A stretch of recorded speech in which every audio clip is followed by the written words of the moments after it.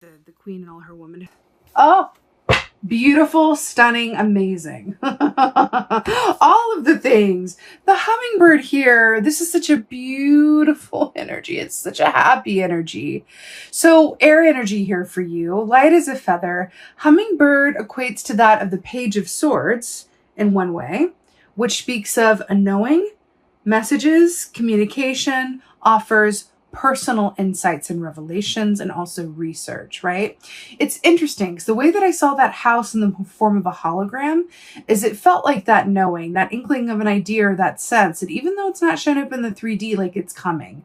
It's really fascinating, right? Like you're aware of this. You could be having dreams about it. You could just have a deep knowing. It's coming into full formation. Now, again, please take the house, as literal or figuratively as you desired. We aren't necessarily talking about an actual house, but something, right? When we think about the symbol of a house, right? It's something that what gives you shelter. It can be a respite from the outside world. It's a haven.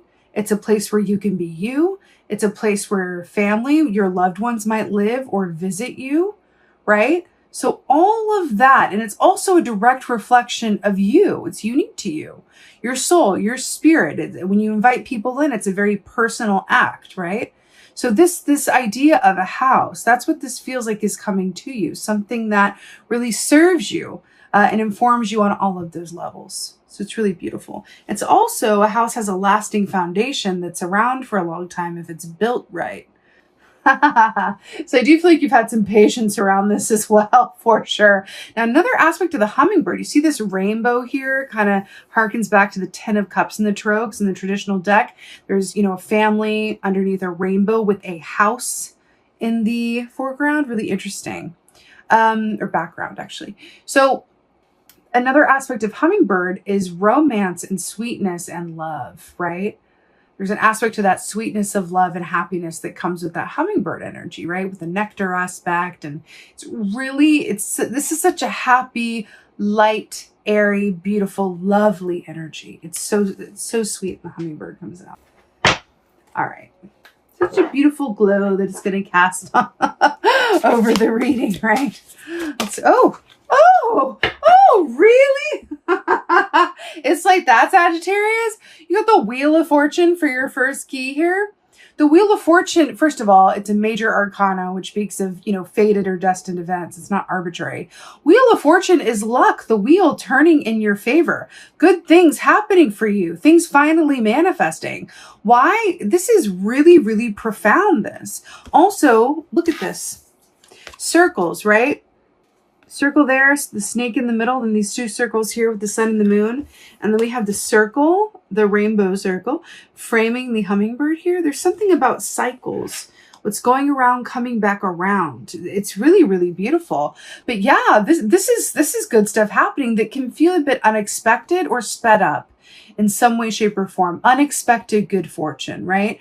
But why do I feel like there's a part of you that may not have known in what way or time, whatever this is that you're feeling was going to come, but then, it does. You know that it's coming, but you don't necessarily know, when or what it's going to look like exactly. Or if you think that you do, you might be surprised in either the timing or the way that it shows up. But this is the wheel turning in your favor. Good luck, good fortune, and there's an aspect of surprise inherent with the Wheel of Fortune.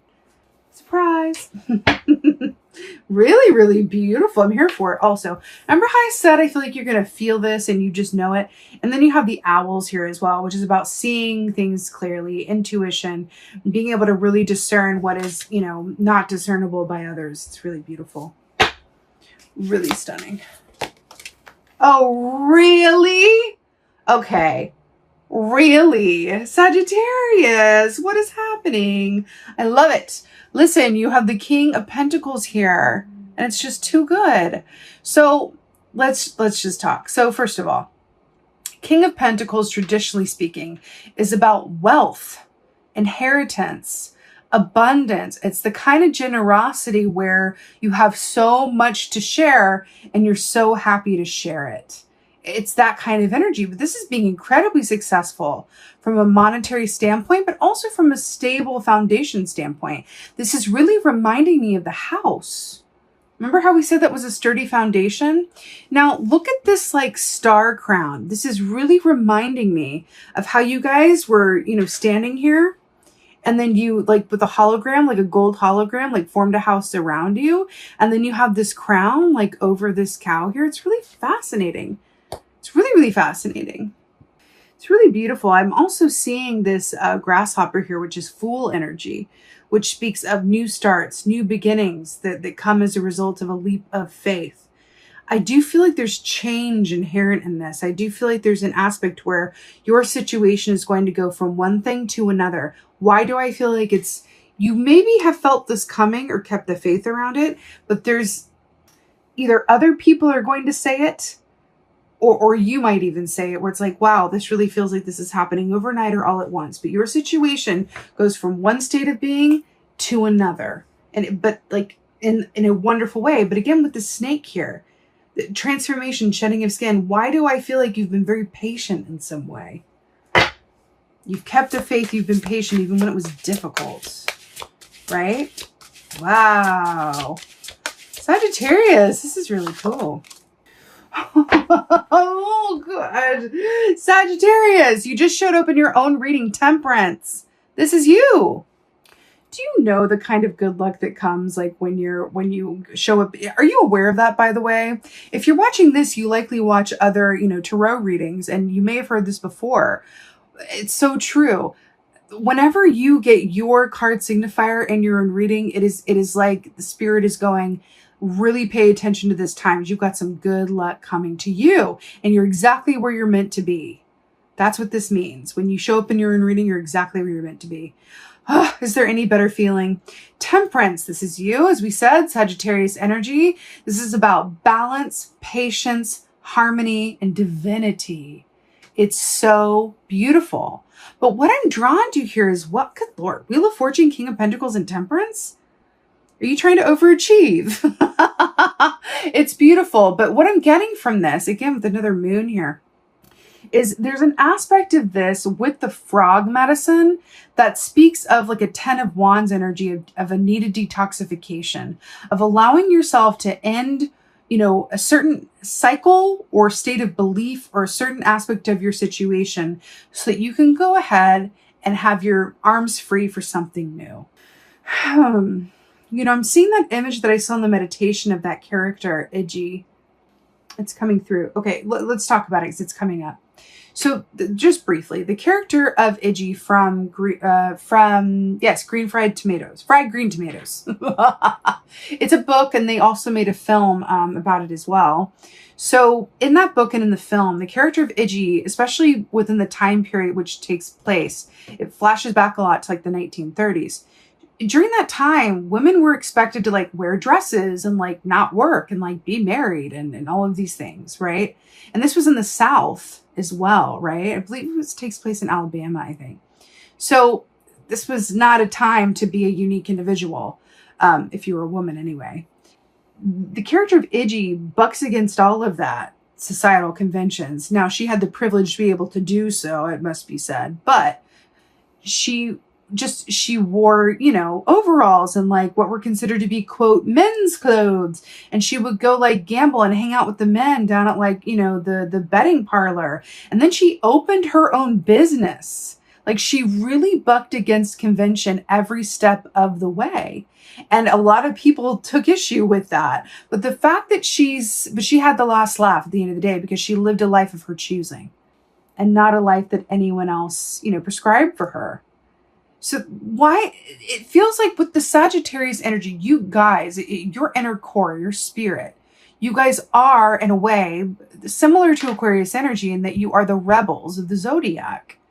Rebels in the way that you are prone to not just the adventure aspect of life, but learning, questioning norms. You know, going, why would I stay within your system when there's another one, the potential of another one that's unique to me and fits me, right? You guys are not known for fitting yourself inside of anyone's, you know, box, as it were. You're really known for like really paving your own way and being the unique, fiery individuals and adventure seekers and knowledge seekers that you are, right? So there's something in this that's really saying like you are being rewarded for that. What is coming to you is so unique to you, is so perfect for you, and is so of your inherent innate energy, like attracts like. And that's what I just got shivies. Like attracts like. And what's coming towards you is so, it's so for you. It's so unique to you. It's so tailored for you. But there is an aspect with this Temperance key. You're mostly out of the water, right? But there's this leg in here. It does feel like there's this aspect. This like, frog is like looking back. And I'm seeing the skin on the snake. There's just, I feel like there's one last port of call. There's one last thing that wants to come through for you in terms of shedding what has been, shedding an old way of thinking, or releasing some aspect of yourself for the past in order to completely welcome what's coming. Because it's like all this good is happening. But even when good things happen, wish fulfillment can be difficult because it requires change. And as humans, you know, we're not hardwired to love change. So there's something in that as well. And I'm getting that too, because we have Taurus energy here with the bull. I actually feel like that's more of a, well, it's a bull, it's King of Pentacles. But when I look at it, I see a cow, interestingly enough. And Iggy was, you know, a female and that encapsulated a lot of male energy. And admittedly so, she was very forward about that. So it's interesting in this way. I feel like the frog is looking back here and going like, huh. So I do feel like there are aspects of your reality, they're going to be shaken up a bit. But it's all within the realm of really what is in your highest and best good. And it feels like it's something that you're going to have a lot of cause to celebrate over, which is really, really beautiful. So let's go ahead and get some advice, Sagittarius. Let's get some advice for you. You know, I'm also very drawn to these sunflowers in the King of Pentacles here. Sunflowers are associated with August and September, Leo season into Virgo season. I feel like there's something significant about that time period. By the way, if I didn't say it, I'll say it now. We're talking about the second half of July, but let me just be very clear. A lot of times with these readings, the reason why readers say like time is fluid and a timeless reading and all of that, we as human beings need to put time labels on things, and it makes sense. It gives us a sense of structure and order in an otherwise chaotic world. I completely understand that. But so often in these readings, I feel like I'm looking at a broader time frame. But if I posted this as like second half of July until Labor Day, that doesn't really fit the same kind of structure that we can all work within in terms of, you know, YouTube and posting schedule and what you expect. And, you know, in terms of like, you know, when the readings are going to happen. So within that frame, I am looking at between now, the second half of July, and it feels like September with these sunflowers here. So we're looking at a larger time frame. Then we come back and read in August, we'll be looking at another aspect of this energy that it's going to be influencing you over that period. Okay? Feels important to say for some reason. I don't know why. But really important to clarify that. Okay, advice. Oh, really? Oh, God. I'm so obsessed. Okay, let's talk. So first of all, you got the six of, I'll hold it in the upright for the visual, but it came out in the reverse and we're going to talk about that. So we got the Six of Swords and the Lovers for your advice. These are two of my absolute favorite keys and I'm here for it. So the Lovers is Gemini energy, which is the season we're just coming out of as we go into Cancer time. The Lovers is about love-based choices and then inner and outer harmony, right? Making choices from love over fear, right? Now, Six of Swords is my absolute favorite like key in the sword suit, right?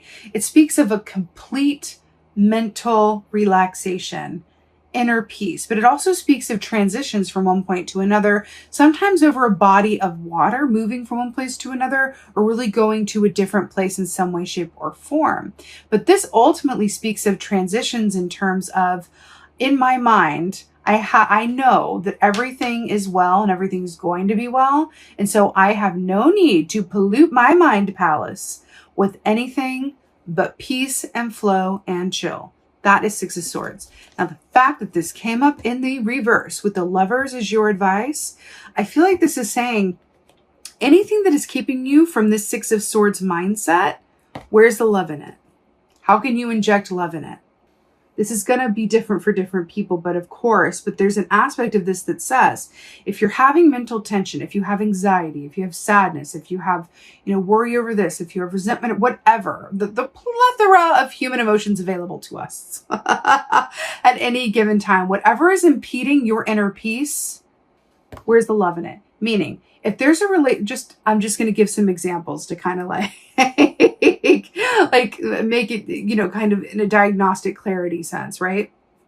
Let's say you have a work relationship that is giving you a lot of tension in your mind and stresses you out and causes you a lot of discord, right? Well, then inject love into it. What does that mean? Setting healthy boundaries with this work relationship, right? Enacting in some self-care, choosing the self-love within you to go, you know what? I love myself too much to engage in this.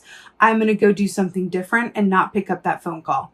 I'm going to not engage in this email exchange that's turning, a little bit dark. Whatever that is for you, where's the love in it? That is the key from taking the Six of Swords in reverse and putting it in the upright, right? Or if you're having a lot of this mental tension around things that you can't necessarily control, over things that aren't controllable or in your control, where's the love in it? How can I take care of myself and be gentle with myself because I'm having anxiety about things that there's nothing I can do, right? Where's the love in it? That is the key for you for this time period. And I really, really, really love it. Let's go ahead and get an oracle. I'm feeling like this one. Oracle from the Sagittarius.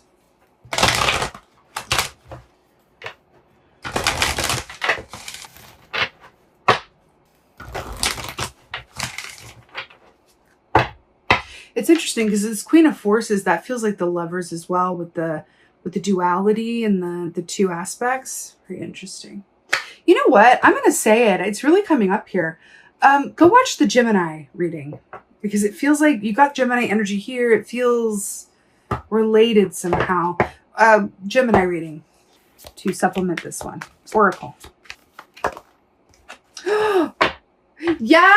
I just got shimmies and I'm so here for it. The Fire Prince, hello and goodbye, fire signs. Optimism, aggression. I'm so here for it. This is perfect. So optimism, we talked about that. You're expecting good things. You know that they're coming. Aggression. I do feel like this really speaks. First of all, this is really reminding me of Iggy, because Iggy in the Fried Green Tomatoes used to use a slingshot a lot. So there's something about that. Anyway, if you want to watch a movie or read a good book, I recommend, just for something fun. Iggy is coming up in your energy for this time. So I do feel like the aggression part is hard. Would you come here, please? Is hearkening to this Lover's energy of this Queen off with their heads.